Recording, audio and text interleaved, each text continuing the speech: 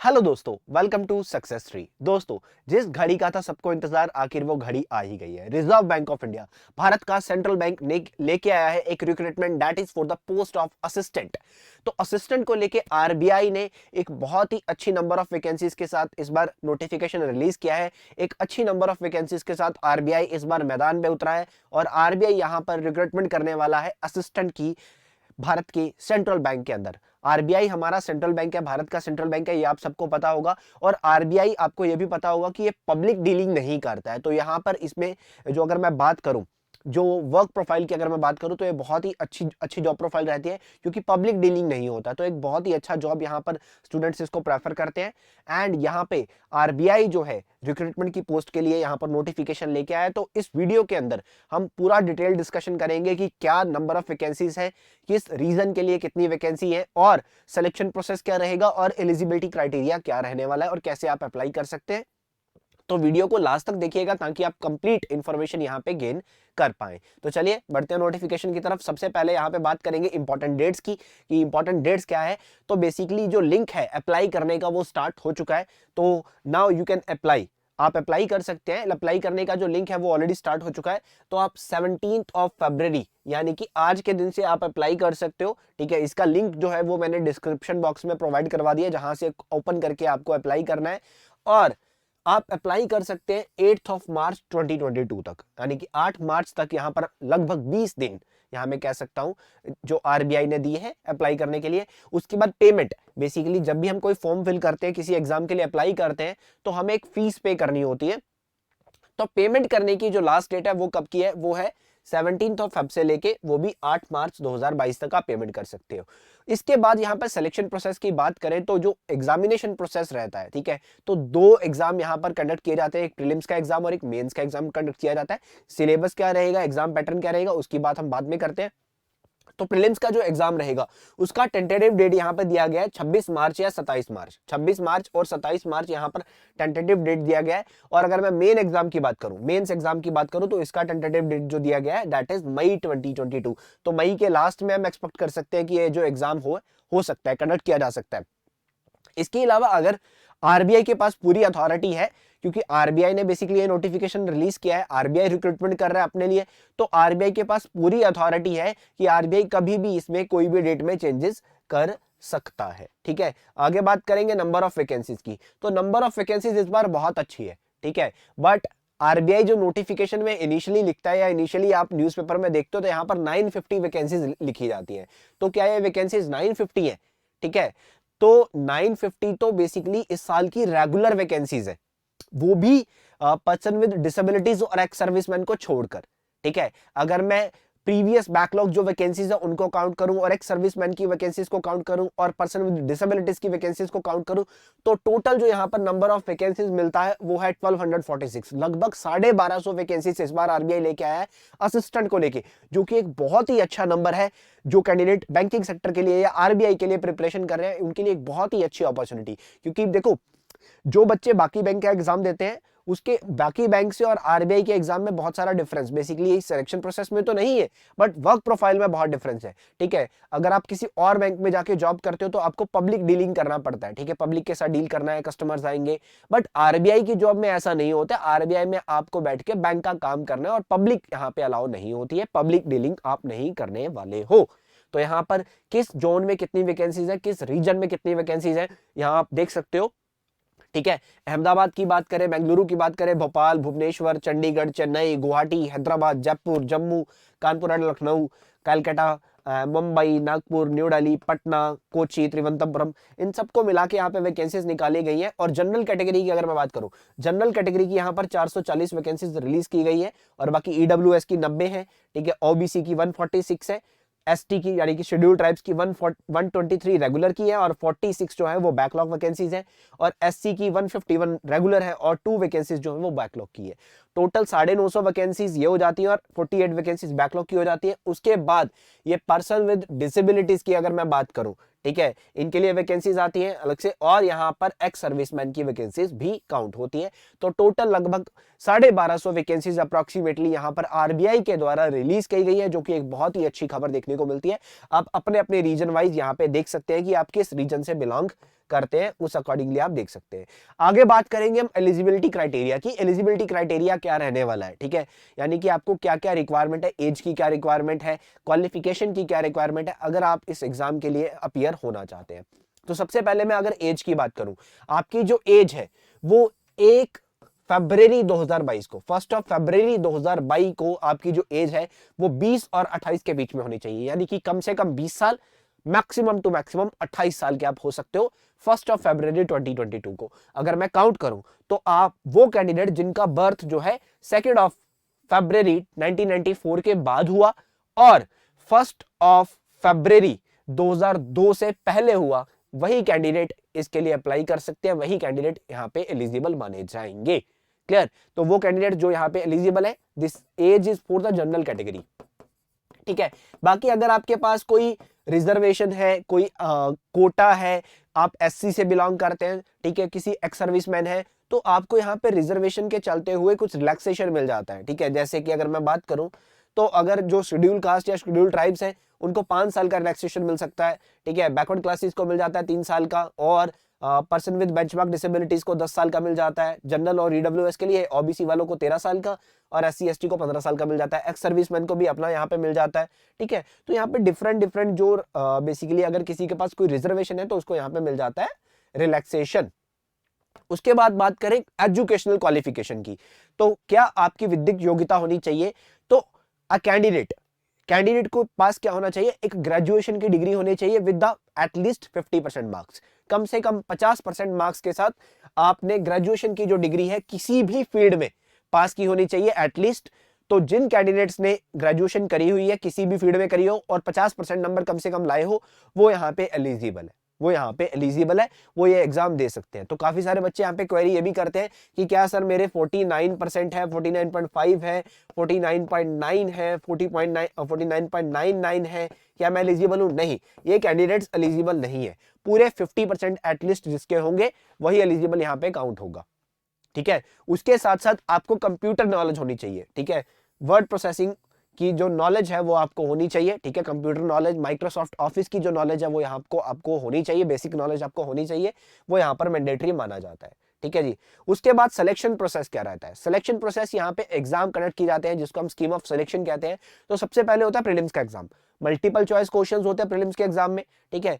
तो एग्जाम का पैटर्न क्या रहता है? प्रीलिम्स के एग्जाम का पैटर्न क्या रहता है? इसमें 3 सब्जेक्ट पूछे जाते हैं, English language, numerical ability, reasoning ability, ठीक है। इंग्लिश लैंग्वेज के 30 क्वेश्चन पूछे जाएंगे, 30 नंबर के होंगे, यानी कि एक क्वेश्चन 1 नंबर का होगा, और 20 मिनट आपको दिए जाएंगे करने के लिए। सेक्शनल टाइमिंग यहाँ पे रहती है, ठीक है। उसके बाद न्यूमेरिकल एबिलिटी, जिसको हम मैथ्स बोलते हैं, क्वांटिटेटिव एप्टीट्यूड बोलते हैं, 35 क्वेश्चन यहाँ पे इसके पूछे जाएंगे, 35 ही मार्क्स के होंगे, यानी कि अगेन एक क्वेश्चन 1 नंबर का, और 20 मिनट इसके लिए भी दे रहेंगे सेपरेटली, ठीक है।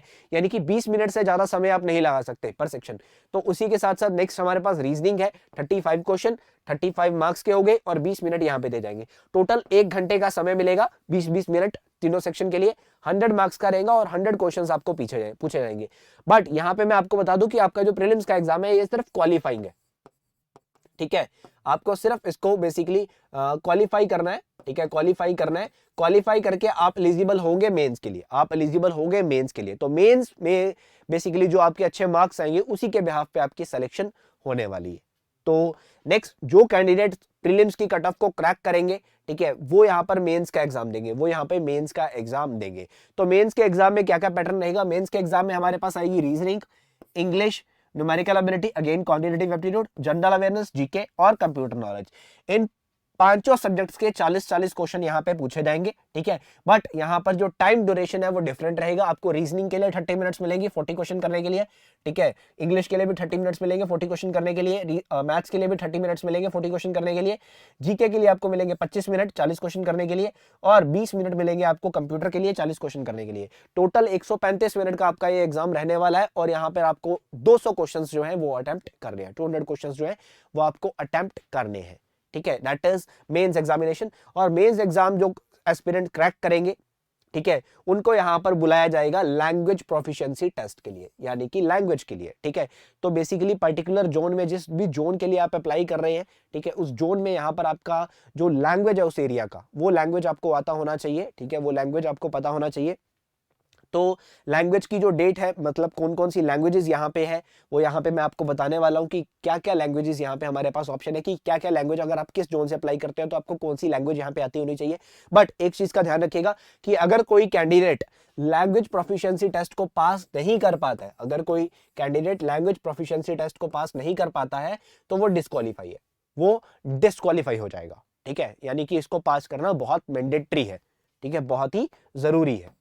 तो दीज आर द लैंग्वेजेस। अगर आप अहमदाबाद से बिलोंग करते हैं, अहमदाबाद जोन के लिए फॉलो कर रहे हैं, अहमदाबाद ऑफिस के लिए आरबीआई के लिए अप्लाई कर रहे हैं तो गुजराती, बेंगलुरु के लिए कन्नड़, भोपाल के लिए हिंदी, भुवनेश्वर के लिए उड़िया, चंडीगढ़ के लिए पंजाबी और हिंदी, चेन्नई के लिए तमिल, ठीक है, गुवाहाटी के लिए असमीज, बंगाली, खासी, मणिपुरी, बोडो, मिजो, हैदराबाद के लिए तेलुगु, जयपुर के लिए हिंदी, जम्मू के लिए उर्दू, हिंदी, कश्मीरी, कानपुर एंड लखनऊ के लिए हिंदी। मतलब इन तीनों में से कोई लैंग्वेज आती होनी चाहिए, ऐसा नहीं कि तीनों आती होनी चाहिए। कलकत्ता के लिए बंगाली और नेपाली, मुंबई के लिए मराठी और कनकनी, नागपुर के लिए मराठी हिंदी, न्यू दिल्ली के लिए हिंदी, पटना के लिए हिंदी और मैथिली, और तिरुवनंतपुरम के लिए मलयालम। तो ये लैंग्वेजेस आपको आती होनी चाहिए। अगर आप डिपेंड करता है कि आप किस जोन के लिए अप्लाई करते हैं, उस जोन की लैंग्वेज आपको आती होनी चाहिए। क्लियर, उस जोन की लैंग्वेज आपको होती होनी चाहिए। अब एग्जाम कब होगा, तो एग्जाम की देखो प्रीलिम्स की डेट तो हमने ऑलरेडी पढ़ी थी कि 26 और 27 मार्च को प्रीलिम्स का एग्जाम हो सकता है। उसके बाद प्रीलिम्स का जो रिजल्ट आएगा वो आएगा अप्रैल 2022 में। प्रीलिम्स का जो रिजल्ट आएगा वो आएगा अप्रैल 2022 में। ठीक है, कि किन किन कैंडिडेट्स ने क्लियर किया है, और जिन कैंडिडेट्स ने प्रीलिम्स का एग्जाम क्रैक किया है उनके लिए जो एडमिट कार्ड आएंगे मेंस के एग्जाम के लिए, वो यहाँ पर मई के लास्ट में देखे जा सकते हैं कि मई और जून के बीच में एग्जाम हो सकता है मई के लास्ट में हो जाए, हो सकता है जून के पहले हफ्ते में हो जाए। मई और जून यहाँ पर टेंटेटिव दिया गया है, that is for the exam of mains. Clear, और जो भी कैंडिडेट यहाँ पर मेंस को सक्सेसफुली क्लियर करेंगे वो यहाँ पर बेसिकली लैंग्वेज प्रोफिशिएंसी टेस्ट और देन डॉक्यूमेंट वेरिफिकेशन के लिए बुलाए जाएंगे। ठीक है, डॉक्यूमेंट वेरिफिकेशन के लिए उनको बुलाया जाएगा। तो डॉक्यूमेंट्स क्या क्या चाहिए होते हैं ये नोटिफिकेशंस में ऑलरेडी दिया रहता है। अब बात करेंगे यहाँ पे सैलरी की। ठीक है, कि सैलरी कितनी मिलती है। हालांकि सैलरी को लेके मैं अलग से एक वीडियो बनाऊंगा जिसमें आपको पूरा डिटेल में बताऊंगा कि क्या क्या चीज कैसे कैसे मिलती है, मतलब डीए कितना मिलता है, ठीक है, ट्रांसपोर्ट अलाउंसेस कितने मिलते हैं, सब कुछ अलग से बताऊंगा। बट यहाँ पर एक आइडिया जो नोटिफिकेशन में दिया गया है, तो नोटिफिकेशन में यहाँ पर बेसिक पे बताई गई है 20,700 रुपए आपको बेसिक पे मिलेगी। ये सिर्फ बेसिक पे है। ठीक है, this is just a basic pay, this is not the your salary. ठीक है, उसके बाद 3 इंक्रीमेंट होते हैं 1200 के। ये 3 इंक्रीमेंट स्टार्टिंग में आपको मिल जाएंगे क्योंकि ग्रेजुएशन वगैरह के होते हैं, तो 3 इंक्रीमेंट ये आपको स्टार्टिंग में मिल जाएंगे। उसके बाद आपको मिलेंगे बेसिकली कुछ अलाउंसेस। ठीक है, दैट इज डियरनेस अलाउंसेस हो गए, महंगाई भत्ता।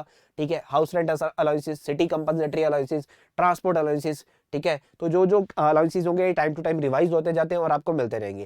एट प्रेजेंट अगर बात करें तो एट प्रेजेंट आरबीआई का खुद का कहना है, आरबीआई के नोटिफिकेशन का कहना है कि आज के टाइम पे अगर कोई हम असिस्टेंट की रिक्रूटमेंट करते हैं और उसको भर्ती करते हैं तो आज के टाइम की उसकी लमसम सैलरी जो पर महीने होगी वो होती है लगभग 45,000 रुपए। ठीक है, सारे अलाउंसेस मिला के उसको लगभग 45,000 रुपए यहाँ पे दिए जाते हैं। ठीक है, अगर किसी बंदे ने आरबीआई से घर नहीं ले रखा, ठीक है, आरबीआई का मतलब अगर आप चंडीगढ़ में क्लियर करते हो, चंडीगढ़ में आप रहने वाले हो, तो आप आरबीआई के द्वारा दिए गए क्वार्टर में तो रहोगे नहीं। ठीक है, तो आप अपने घर में रहोगे। तो यहाँ पर जो कैंडिडेट्स आरबीआई के द्वारा हाउसिंग फैसिलिटीज नहीं लेते हैं तो उनको यहाँ पर एचआरए अलग से दिया जाता है आरबीआई के द्वारा। The house allowance of 15% of pay will be paid to employ additionally if they are not staying in bank accommodation. Clear, अगर आप बैंक के द्वारा प्रोवाइड की गई अकोमोडेशन में नहीं रहते हो तो आपको मिलेंगे 15% ऑफ योर सैलरी अलग से एचआरए के तौर पे। तो ये फैसिलिटीज आरबीआई की सैलरी में काफी कुछ मिलता रहता है। 45,000 रुपए लगभग आप स्टार्टिंग में कमा सकते हैं। ठीक है, ये आरबीआई की सैलरी यहाँ पे रहती है। क्लियर, तो आई होप आपको सैलरी का पता चल गया होगा। नाउ बात करेंगे कि अप्लाई कैसे करना है। तो अप्लाई ऑनलाइन करना है। ठीक है, और जो एग्जामिनेशन प्रोसेस मैंने बताया, चाहे प्रीलिम्स का एग्जाम था चाहे मेंस का एग्जाम था, सब ऑनलाइन ही होने वाला है। ठीक है, ये प्रीलिम्स का एग्जाम भी आपका ऑनलाइन रहेगा, कंप्यूटर बेस्ड टेस्ट रहेगा, और मेंस का एग्जाम भी आपका कंप्यूटर बेस्ड टेस्ट रहेगा ऑनलाइन। दोनों ही एमसीक्यू बेस्ड है, इंटरव्यू यहाँ पे नहीं होने वाला। ठीक है, अगर कोई डाउट है कि इंटरव्यू होगा, इंटरव्यू यहाँ पे नहीं होने वाला है। सिर्फ 2 एग्जाम और लैंग्वेज प्रोफिशिएंसी टेस्ट आपको क्लियर करना है। अप्लाई कैसे कर सकते हैं, आपको अप्लाई करना है आरबीआई के द्वारा इस नोटिफिकेशन पे जाके आईबीपीएस की वेबसाइट पे जाके आप अप्लाई करेंगे, जिसका लिंक मैंने डिस्क्रिप्शन में दे दिया है। डिस्क्रिप्शन से लिंक लेके आप अप्लाई कर सकते हैं। अप्लाई करने से पहले आपके पास स्कैंड एक आपकी पासपोर्ट साइज फोटो होनी चाहिए, सिग्नेचर होना चाहिए, ठीक है, आपके पास एक ईमेल आईडी होनी चाहिए और एक मोबाइल नंबर आपके पास अपना पर्सनल होना चाहिए। बाकी डिटेल्स आपके पास मार्कशीट्स वगैरह आपको अपनी डिटेल्स पता ही होंगे, वो जो आपको यहाँ पे चाहिए होगा, ठीक है। एक वैलिड ईमेल आईडी, एक मोबाइल नंबर और उसके बाद आपके पास आपकी एक पर्सनल आईडी जिस पे आपका आधार कार्ड नंबर हो गया, आपके मार्क्स हो गए, ये सब आपके पास आपको पता होना चाहिए कि ग्रेजुएशन में कितने मार्क्स अपने पास लेके आए हैं, सब कुछ आपको पता होना चाहिए, ठीक है, इतना कुछ आपके पास होना चाहिए। 8 मार्च 2022 तक आप अप्लाई कर सकते हैं, क्लियर। और यहां पर एग्जामिनेशन फीस कितने रहने वाली है? एग्जामिनेशन फीस यहां पे रहेगी 450 रुपए, क्लियर। जो ओबीसी कैटेगरी के कैंडिडेट्स हैं, जनरल कैटेगरी के कैंडिडेट्स हैं और इकोनॉमिकली वीकर सेक्शन कैंडिडेट्स हैं, इनको यहां पर 450 रुपए पे करने होंगे एग्जाम फीस। और जो शेड्यूल कास्ट, शेड्यूल ट्राइब्स या फिर पर्सन विद बेंचमार्क डिसेबिलिटीज और एक्स सर्विसमैन है, इनको देने हैं सिर्फ 50 रुपए, इनको पे करना है सिर्फ 50 रुपीज, ओनली 50 रुपीज, ठीक है, पे करने हैं इनको। तो ऑनलाइन ही फीस पे हो जाएगी, आपको कहीं जाने की जरूरत नहीं है, ऑनलाइन पेमेंट आप कर सकते हैं। हाँ, ऑनलाइन अगर पेमेंट करते हुए बैंक के कोई चार्जेस होते हैं तो वो आपको पे करने पड़ेंगे, वो अलग से होंगे, ठीक है, बेसिकली नॉर्मली नहीं लगते हैं, बट अगर आप क्रेडिट कार्ड वगैरह से पेमेंट करते हैं तो यहाँ पर कुछ चार्जेस ले लिए जाते हैं, ठीक है। तो ये ऑनलाइन फीस आपको पे करनी है अगर आप इस एग्जाम के लिए अप्लाई कर रहे हैं। एक अच्छा खासा नंबर ऑफ वैकेंसीज के साथ आरबीआई इस बार मैदान में उतरा है, तो मैं कहूंगा कि डेफिनेटली आपको ट्राई करना चाहिए। 20 साल से 28 साल के बीच के जो कैंडिडेट्स हैं वो जरूर यहाँ पर आरबीआई में अपना करियर बनाएं, क्योंकि आरबीआई में बहुत अच्छा करियर रहता है, क्योंकि पब्लिक डीलिंग नहीं है, ठीक है, पब्लिक डीलिंग नहीं है तो आप अच्छे से अपनी जिंदगी को जी सकते हैं, अच्छे से अपना बेसिकली कोई वर्क बर्डन नहीं रहता है, अच्छे से नॉर्मली अच्छी जॉब आप कर सकते हैं आरबीआई में असिस्टेंट की, आरबीआई में असिस्टेंट की। तो ये था नोटिफिकेशन। अगर किसी भी कैंडिडेट को कोई भी डाउट रहता है नोटिफिकेशन के रिगार्डिंग, ठीक है, कि कोई भी क्वेरी रहती है तो आप कमेंट सेक्शन में अपना डाउट या क्वेरी जरूर पूछ सकते हैं, ठीक है। एंड अगर आपको बेसिकली पूरा कंप्लीट नॉलेज यहां से मिल गया हो तो आप वीडियो को लाइक करना नहीं भूलिएगा। एंड अगर आपने अभी तक हमारे यूट्यूब चैनल को सब्सक्राइब नहीं किया है तो यूट्यूब चैनल को सब्सक्राइब कर लीजिए एंड बेल आइकन दबाना नहीं भूलना है। इसकी तैयारी के लिए और भी काफी सारी वीडियोस मैं आपके लिए लेके आता रहूंगा। And now it's all for the day. Thank you so much, all the best.